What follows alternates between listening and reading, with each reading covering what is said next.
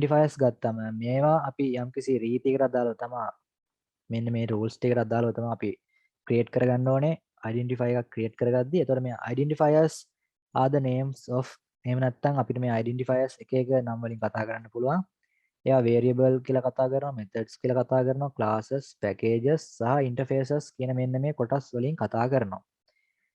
එතකොට variable එකක් ගත්තම variable එකේ name එක වෙනවා. method එකක් ගත්තම method එකේ name එක. class එකක් ගත්තම class එකේ name එක. package උත් එහෙමයි, interface උත් එහෙමයි. මේ වගේ අපි කතා කරන මේ each කොටසට අදාළ මේ එක එක කොටසට අදාළව මෙයාලගේ names තමයි අපි identifiers විදියට මෙන්න මේ කියන rules වලට අදාළව create කරගන්නේ. එතකොට දැන් identifier එකක් create කරද්දී an identifier is series of characters consisting of දැන් එතකොට මේකේ අපි identifier එකක් කියන්නේ සාමාන්‍යයෙන් සරලවම නමක්. මේ නමක් හදද්දී ඒ නමට අදාළව පොඩි රීති ටිකක් තියෙනවා. එහෙම නැත්නම් නීති රීති ටිකක් තියෙනවා. මෙයාගේ පටන් ගන්න පළවෙනි එක අපිට letter එකකින් පටන් ගන්න ඕනේ.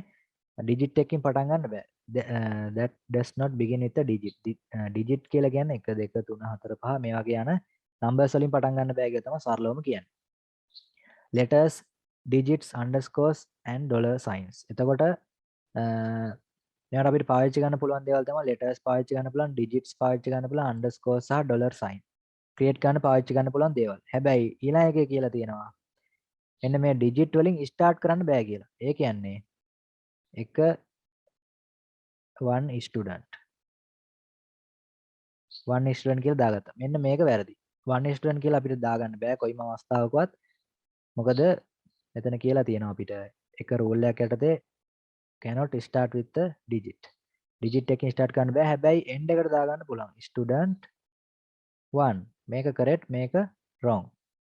and does not contain spaces. අනිවාර්යෙන් මැද spaces තියන්න බෑ. අපි හදන variable එකක name එක වෙන්න පුළුවන්. මෙන්න මේ අපි කතා කරන මෙන්න මේ කොටස් ටිකේ name විදිහට මේ එක name එකකවත් මැද spaces තියාගන්න බෑ. උදාහරණයකට first name කියලා මෙහෙම space තියලා type කරගන්න බෑ. මේක සම්පූර්ණ වැරදි. මේක හරියට ලියා ගන්න පුළුවන් අපිට first underscore name. ඔන්න ඔය වගේ තැනක space එකක් අපිට තියාගන්න ඕන underscore එක පාවිච්චි කරන්න පුළුවන්. ඒ වගේම පටන් ගන්න පුළුවන් තව එකක් තමයි underscore එකකින් පටන් ගන්න පුළුවන් first කියලා. එහෙම නැත්නම් dollar sign එකෙන් පටන් ගන්න පුළුවන් first. මෙන්න මේ දෙක also correct. ඔය ටික තමයි ප්‍රධාන වශයෙන් තියෙන්නේ identifiers යටතේ. ඊට පස්සේ තියෙනවා Java is case sensitive. මොකද්ද මේ case sensitive කියන්නේ? ඊට පස්සේ වැදගත් වෙන කොටසක් තමයි මෙන්න මේක case sensitive එක. case sensitive එකේදී upper case සහ lower case අතර තියෙන different එක. එහෙම නැත්නම් simple capital ભેදය සරලවම කිව්වොත් simple capital ભેදය තමයි case sensitive කියලා කියන්නේ. එතකොට අපි කතා කරන first කියන එක්කෙනා සහ මෙන්න මේ විදිහට කතා කරන first කියන එක්කෙනා ගත්තොත් මේ දෙන්න දෙන්නේ. මෙයා එක්කෙනෙක්, මෙයා තව එක්කෙනෙක්. ඒතකොට මෙතන ඉන්න දෙන්නේ. මෙන්න මේක තමයි සරලවම case sensitive කියලා කියන්නේ. මොකද මෙතන තියෙන capital F, මෙතන තියෙන simple F. ඊතුරු දේවල් ටික common වුණාට වැඩ මේ දෙන්නගෙන් මේ දෙන්න වෙනම දෙන්නේ කියලා identify කරගන්න පුළුවන්. A1 and capital A1, simple A1 and capital A1 are different identifiers. ඒතර මම කතා කරපු උදාහරණය වගේම තමයි. ඔය තමයි ප්‍රධාන වශයෙන් අපි දැන් identifiers එහෙම නැත්නම් අපිට ඉස්සරහ වැදගත් වෙන දේවල් ටික identifiers කියන කොටසත් ඒ කතා කරේ. variable එකක් name එකක් හදාගද්දී method එකක name එකක් හදාගද්දී class එකක package එකක interface එක කියන මේ කොටස් වල names අපි හදද්දී ඔය කියන rules ටික අනිවාර්යෙන් අපිට වැදගත් වෙනවා. ඔයිට පිටින් අපිට හදන්න බෑ. ඔය rules යටතේ තමයි අපිට ඕනම දෙයක් create කරගන්න පුළුවන් වෙන්නේ. එහෙම නැත්නම් name එකක් create කරගන්න පුළුවන් ඉන්නේ මේ rules ටික යටතේ. පොඩි ප්‍රශ්න ටිකක් දීලා තියෙනවා. මේවට අදාළව මේ මොනවද valid වෙන්නේ මොනවද valid වෙන්නේ නැත්තේ කියලා හොයන්න තමයි තියෙන්නේ. මේකට අදාළව ඔයාලට පුළුවන් මොනවද දැන් මේකේ හරියවා කියලා හොයාගන්න. ඊට පස්සේ වැරදියා මොනවද කියලා හොයාගන්න පුළුවන්. සරලව මේ example ටික මම කතා කරගෙන යන්නම්. පළවෙනි එකේ space එකක් තියෙන බලා ගන්න පුළුවන්. එතකොට අපි spaces තියන්න බෑ කිව්වා. එහෙනම් පළවෙනි එක මේක valid නෑ. දෙවෙනි එක කෙනා ගත්තොත් අපිට dollar mark එකෙන් start කරන්න පුළුවන් කිව්වා. එහෙනම් මේක valid වෙනවා. digit වලින් start කරන්න බෑ කිව්වා. එහෙනම් මෙයා වැරදි. ඊට පස්සේ underscore එකෙන් start කරන්න පුළුවන්. මෙයා හරි. නැවත මෙතන space එකක් තියෙන බලා ගන්න පුළුවන්. ඒකින්ද වැරදි. ඔන්න දැන් මේකේ කිසි ගැටලුවක් නැහැ. මැද අන්ඩර්ස්කෝර් එකක් පාවිච්චි කරලා තියෙනවා අවසාන ඩිජිට් එකක් පාවිච්චි කරලා තියෙනවා මෙයා හරි මෙයාත් වැරදිනවා මොකද ඉස්සරහට ඩිජිට් එකක් පාවිච්චි වෙලා තියෙන නිසා හරි අපි දැන් මේ වෙනකන් කතා කරපු කන්ටෙන්ට් එක පැහැදිලිව පොඩ්ඩක් අතුස්සන් බලන්න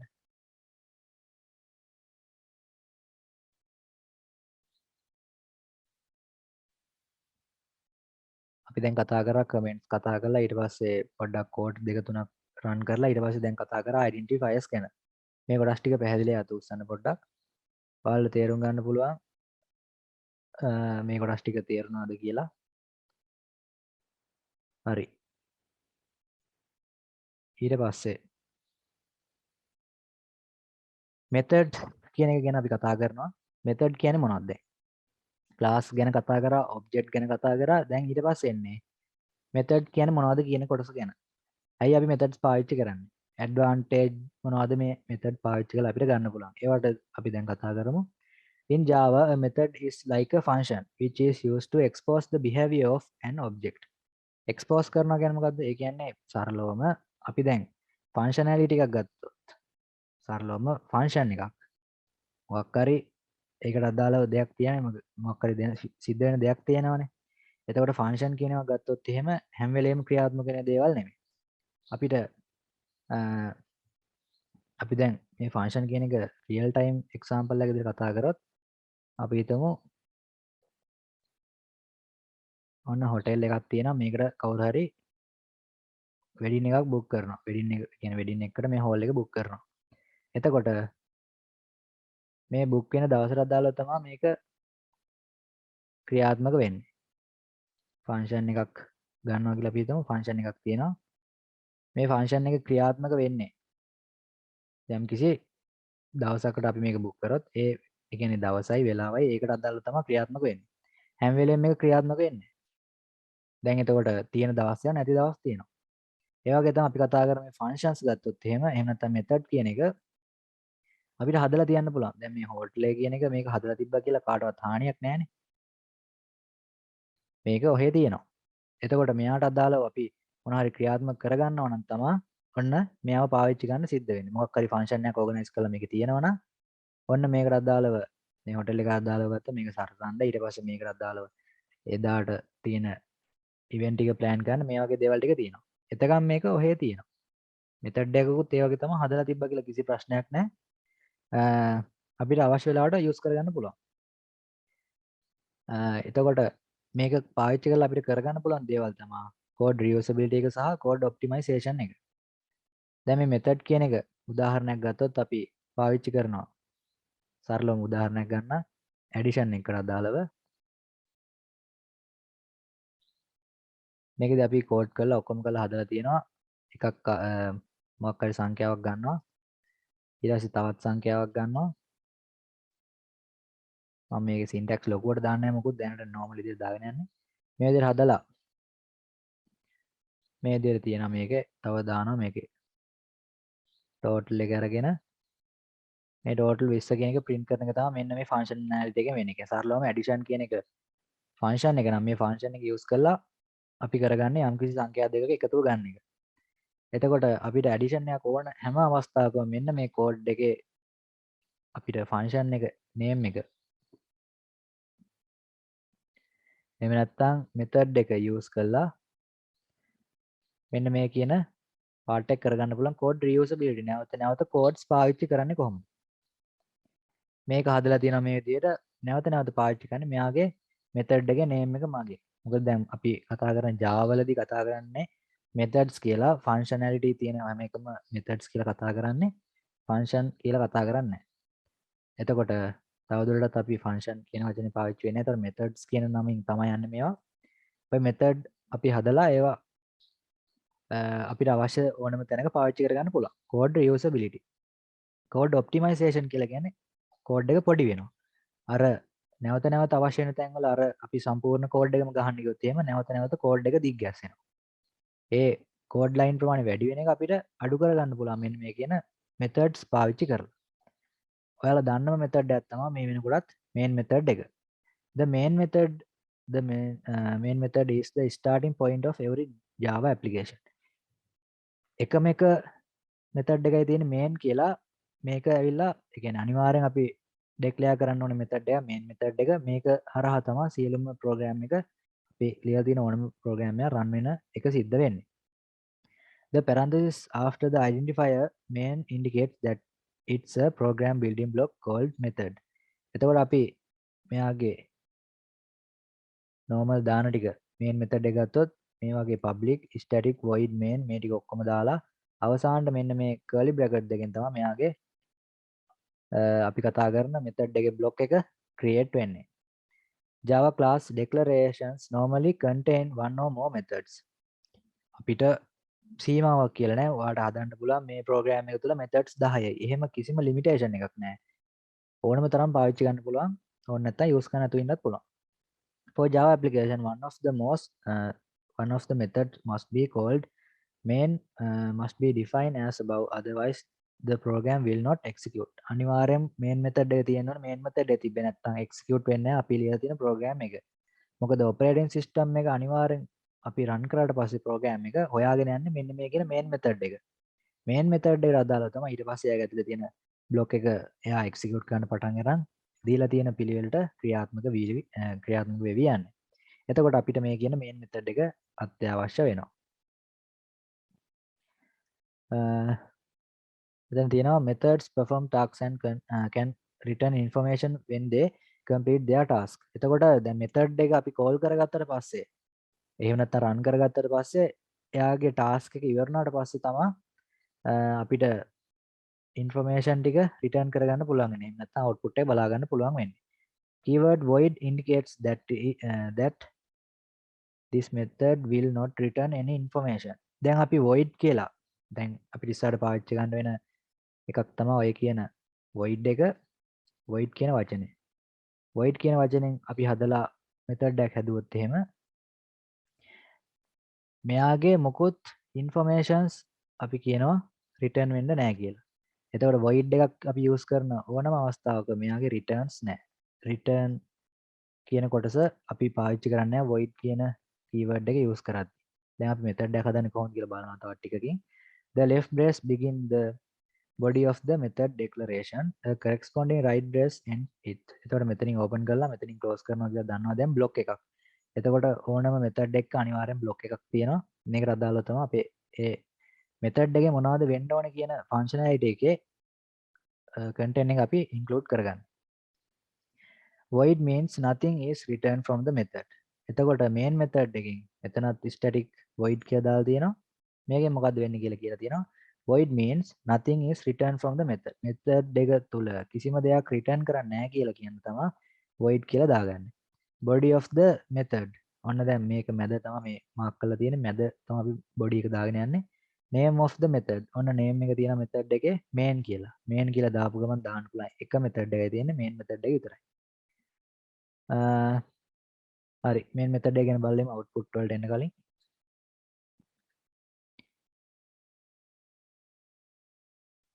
දැන් මම මෙතනම හදාගෙන යන method එකක්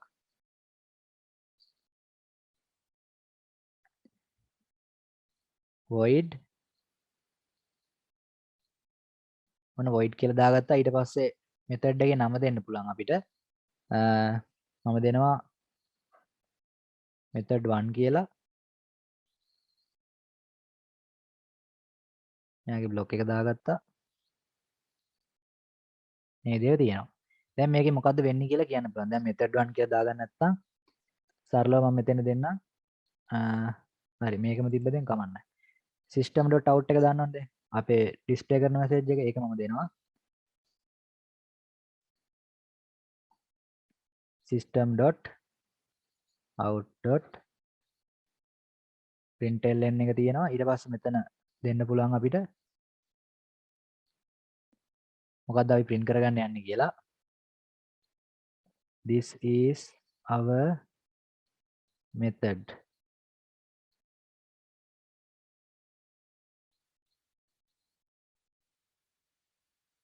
This is a method. මේ දේ දාගත්තා. මම දැන් මේක තියෙනවා. දැන් මේක නැවත තමම run කරනවා. දැන් මේක run කරාට පස්සේ මොන හරි වෙනවා නම් ඊට පස්සේ බලා ගන්න පුළුවන්.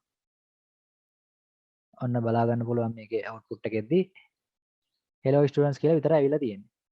දැන් එතකොට කොහොමද අපි හදපු method එක මොකුත් ඇවිල්ලා නැහැ.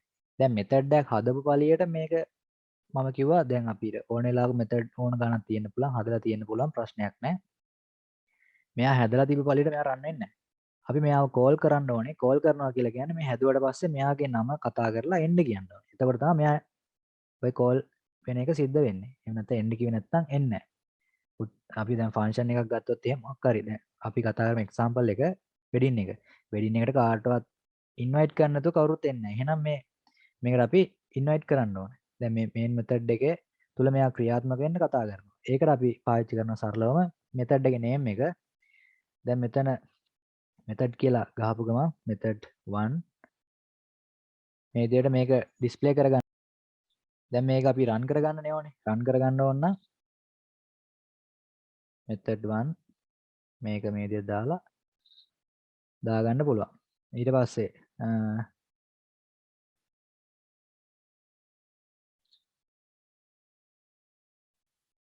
හරි මේ විදිහට තියෙනවා. දැන් කෝල් කරලා තියා මෙතන මොකක් හරි error එකක් තියෙන නිසා තමයි මෙතන බලා ගන්න පුළුවන් වෙන්නේ යටින් අන්ඩර්ලයින් වෙලා යනවා. මොකද්ද දැන් මෙතන අල්ලන් ඉදි කියනවා cannot make static reference the non static method 1 from the type test. හරි. දැන් බලමු run කරලා. හරි. ඔන්න ඒ අවස්ථාවේ දැන් ක්‍රියාත්මක කරගන්න පුළුවන්. දැන් මෙතන ගැටලුව තිබ්බේ මෙතන static කියන keyword එක දාන්න අපි method එකක් හදද්දී static void ඔන්න method එක අපි දැන් හදාගත්තා. ඊට පස්සේ method එක මෙතන call කරලා තියෙනවා. මේ call කරාට පස්සේ තමයි මෙතන ඇවිල්ලා තියෙන්නේ this is a method කියලා. මෙන්න මේක අපි call කරගත්තට පස්සේ තමයි ඒක ඉන්නේ. දැන් මෙතන මේක අවශ්‍ය නැහැ අපිට. method එක call කරලා තියෙනවා. දැන් මේ method එක අපි කීප වතාවක් call කරොත් එහෙම මෙයාගේ මොනවද වෙන්න ඕනේ කියලා run වෙලා මෙයාගේ output එක බලා ගන්න පුළුවන්. අපි දැන් මෙතන හදලා තියෙන්නේ ඔන්න දැන් එකපාරයි method එක. ඒ වුණාට අපි මෙතන මේක call කරගෙන තියෙනවා 4 පාරක්. ඔන්න දැන් මෙතන code reusability කියන එක නැවත නැවත පාවිච්චි කරන්න පුළුවන් එක මෙතනින් බලා ගන්න පුළුවන්. දැන් මෙතන අපි හදලා තියෙන පොඩි code එකක් මේ වගේ code එක ලොකු වෙන්න ගැටලුවක් නෑ. අපිට මේ විදිහට තමයි පාවිච්චි කරන්න තියෙන්නේ. නැවත මම මේක run කරගන්නවා. ඔන්න දැන් this is a method this is a method this is a method කියලා එකම method එක output එක බලා ගන්න පුළුවන්. call වෙන්නේ හැම වෙලේම අපි දැන් හදලා තියෙන එකම ඒ කියන්නේ මේකේ මේ method එක විතරයි හදලා තියෙන්නේ. මෙයාටත් දාලා කීප වතාවක් මේ විදිහට program එකේ ඕනම තැනක මෙයාව call කරගැනීමේ හැකියාවක් තියෙනවා.